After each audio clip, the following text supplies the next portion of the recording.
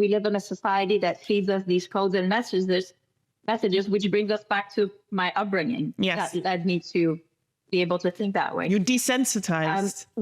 Sometimes I feel like we act as if we don't know anything about prostitution, and we do know things. There are amazing researchers. There's Melissa Farley. There's the German psychotraumatologist Ingeborg Kraus, who have really important data on not only predisposing factors, but the consequences on the women. So we have objective data that most of the women have endured, sexual trauma prior to entering, and will suffer very expectable consequences of the sex trade in their bodies. She's not sleeping with him. So it's poverty. The main reason is poverty. I have a weird question, and forgive me for asking.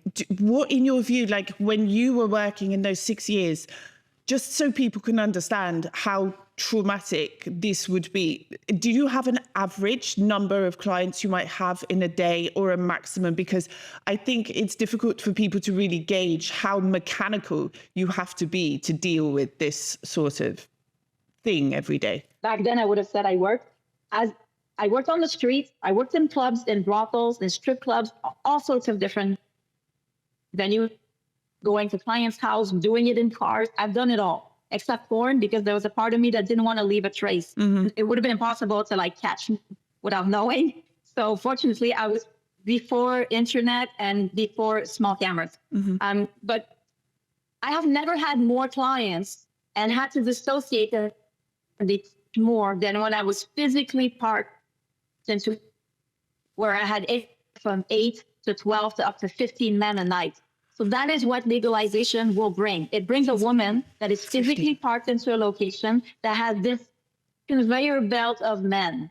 And then the very action of the work itself is to be sexually harassable. Of course. You are in a place for 8 hours or more a day, and you are there to be sexually harassable, which is any labor law, right?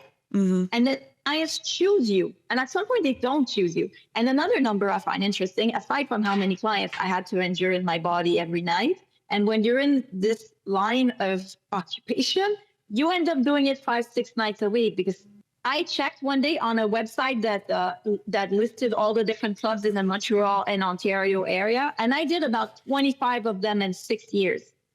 This also says something important about how we need to be fresh meat everywhere. So we need to change club all the time. The more experience you have, the less you get paid, the less valuable, the less promotion you get. Like in this line of work, you are never worth more than when it's your first time and you're naive.